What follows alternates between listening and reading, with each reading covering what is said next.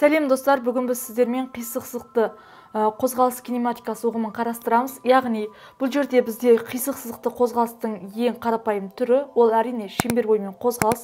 Осы шеңбер бойымен қозғалысты біз 9-шы сыныпта бір қалыпты қозғалысын қарастырғанбыз. Яғни, шеңбер бойымен тұрақты бір жылдамдықпен қозғалған жағдайда параметрлерін анықтағанбыз. Енді бүгін біз шеңбер бойымен тең айнымалы қозғалыс жағдайын қарастырамыз.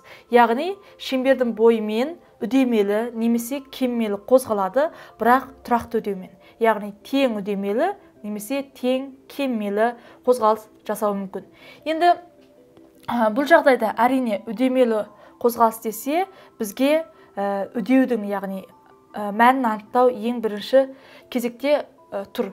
Енді осы жағдайда қалай анықтаймыз? Bir қалыпты қозғалыс кезінде біз айтқанбыз, шеңбер бойымен бір қалыпты, яғни жылдамдықтың модулы тұрақты болғанмен, ол кезде жылдамдықтың модулы тұрақты болғанмен, бірақ жылдамдықтың бағыты, ол мынау әр шеңберді айналған сайын шеңбердің жанамасының бойымен бағытталатын болғандықтан, яғни жылдамдық шамасы жағынан өзгермейді, бірақ бағыты жағынан өзгереді.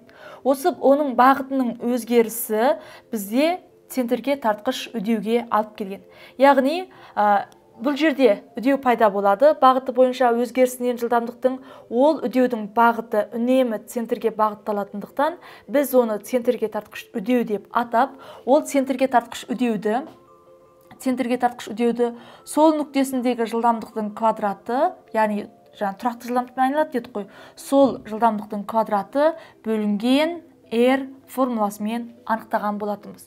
Енді осы шеңбер бойымен бір қалыпты емес, яғни жылдамдығы тұрақты емес, белгілі бір үдеумен қозғалған кезінде, айнымалы қозғалыс жасаған кезінде үдеулер қалай анықталады, соны қарастырайық. Әрине, бағыты бойынша өзгерісі тура осылай қалады, ол центрге тартқыш үдеумен анықталады. Бағыты бойынша. Ал енді шамасы бойынша да бұл жерде өзгеріп жатыр, соны қалай анықтаймыз? Енді шамасы бойынша өзгерісін біз жанама үдеу деп атаймыз. Яғни, жанама үдеу бұл бізде жаңағы жылдамдықтың шамасы бойынша өзгерісін сипаттайды. Яғни, бұл жерде ол тең болады, мынау жылдамдықтың өзгерісінің уақытқа қатынасына тең болады. Енді, әрине, жанама үдеудің бағыты, ол жылдамдықтың бағытымен бағыттас болса, яғни ол кезде мына жағдай. Жанама үдеу жылдамдықтың бағытымен бағыттас болса, демек бұл жерде қозғалыс бізде үдемелі болып саналады. Яғни, үдеуіміз нөлден үлкен деген сөз. Ал егер жанама үдеудің бағыты жылдамдықтың бағытына қарама-қарсы болса, яғни бұл жерде қозғалыс кеммелі саналады. Яғни, үдеуі нөлден кіші дегенді білдіреді екен. Енді біз жанама үдеуді және центрге тартқыш үдеу, екі үдеу бар бұл жерде, ал қортқы үдеуді біз қалай табамыз? Жаңа айттық, центрге тартқыш үдеу үнемі мынау шеңбердің центріне бағытталады. Енді жанама үдеу ол жылдамдықтың бағытымен анықталады, егер ол үдемелі қозғалыс болса. Енді осы барыста біз толық үдеуді қалай анықтаймыз? Мына жерге бір шеңбер сызайық, бөлігін, осы шеңбердің бойымен, мысалға, мына нүктесіндегі жанама үдеуінің бағыты ол былай болды.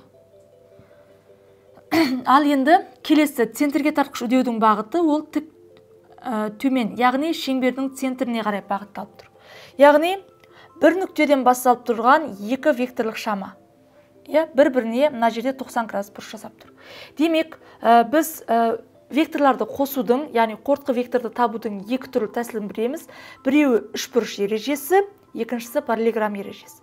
Енді мынаны параллель көшіріп, мында қортқы үдеу табу үшін, яғни А центрге тартқышты мында алып келсек, онда үшбұрыш әдісімен, яғни векторлардың басталу нүктесінен аяқталу нүктесіне қарай түзу жүргізіп, үшбұрыштың үшінші қабырғасын белгілесек, бұл осы екі вектордың қосындысын береді. Яғни, А жанама үдеумен А центрге тартқыш үдеудің қосындысы, ол мынау қортқы үдеуді береді екен. Яғни, тең болады А қортқы үдеу. Енді жаңа айттық, мына бұрыш 90 градус деп, сәйкесінше мына бұрышта бізде 90 градус деген сөз. Демек, Пифагор теоремасын пайдалансақ, біз аны табу үшін, аның, яғни скаляр мәнін табу үшін, сандық мәнін, онда жанама үдеудің квадраты қосамыз, а центрге тартқыш үдеудің квадраты деп табуымызға болады екен. Немесе мен мына үшбұрышты міндерге бөлек көрнекі болу үшін бөлек сызайын. Яғни мына қабырғасы ол а центрге тартқыш үдеу, келесі мына қабырғасы ол бізде а жанама үдеу. Жаңа айттық, екеуінің қосындысын табу үшін векторлық қосындысын, онда мынаны параллель мында көшірсек, яғни сол кезде оның қосындысы осы үшбұрыштың мына қабырғасын береді. Енді мынау а үдеумен, а қортқы үдеумен мынаның арасында бір альфа деген бұрыш болды. Мына жерде центрге тартқыш үдеудің шамасына тең. Енді мына бұрышты қарасақ, геометриядан біз жақсы білеміз. Яғни мына жақта мына бұрыштың қарсы жатқан қабырға мынау, мынау іргелес қабырғасы. Ал қарсы жатқан қабырғаның іргелеске қатынасы бізде мынау екеуінің арасындағы бұрыштың тангенесін береді. Яғни екеуінің арасында осындай байланыс бар екен.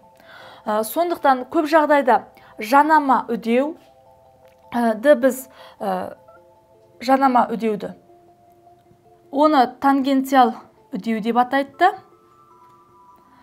Ал енді мынау жаңағы центрге тартқыш үдеуді ол жаңа айттық, бағытқа байланысты пайда болған үдеу ғой. Сондықтан бұны бізде нормаль үдеу деп атайды. Яғни екеуін қосымша осындай анықтамалармен атайды екен. Енді біз үдемелі қозғалыс жағдайы бұл кездегі орын ауыстыруларды қалай есептейміз? Біз өткен тақырыптарда үдемелі тең айнымалы қозғалысты қарастырғанда қалай есептедік орын ауыстыруын, тура солай есептейміз. Яғни, егер үдеуі белгілі және бастапқы және соңғы жылдамдықтары белгілі болса, орын ауыстыруын табу үшін v квадрат азайтылған v0 квадрат бөлінген 2a деген формамен тапсақ болады. Немесе кез келген уақыт мезетіндегі жылдамдығын тапсақ, яғни лездік жылдамдықты, ол кезде осы бастаптағы жылдамдыққа осы үдеумен уақыттың көбейтіндісін көбейтсек болады. Әрине, бұл жердегі үдеу центрге тартқышта жанамада үдеу емес, ол біз айтып тұрған мына үдеу. Яғни қортқы үдеудің мәнін қоямыз осы жерлерге. Мына аға, мына аға. Және сәйкесінше есептей берсек болады. Мысалы, тыны табу үшін, онда жылдамдықтардың өзгерісін үдеуге бөлсек болады.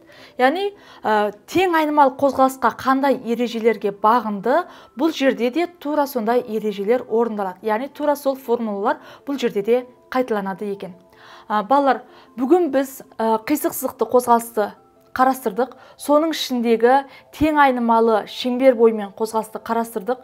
Яғни тұрақты бір үдеумен кеммелі қозғалыс жасайтын, немесе тұрақты бір үдеумен үдемелі қозғалыс жасайтын қозғалыстарды сипаттайтын сызықтық шамалардың арасындағы тәуелділіктерді қарастырдық. Яғни сызықтық жылдамдық, үдеулер, соған сәйкесінше сол кездегі орын ауыстыруды біз қалай анықтаймыз, соған тоқталдық. Енді келесі тақырыпта біз осы тақырыптың жалғасы ретінде, яғни бұрыштық параметрлерді қарастырамыз. Яғни бұрыштық үдеу, бұрыштық жылдамдықтар қалай өзгереді тең айнымалы қозғалыс кезінде, соған тоқталатын боламыз. Бүгінгі тақырып сіздерге түсінікті болды деген ойдамын.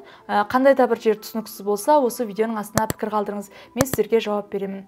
Келесі кездескенше сау болыңыздар.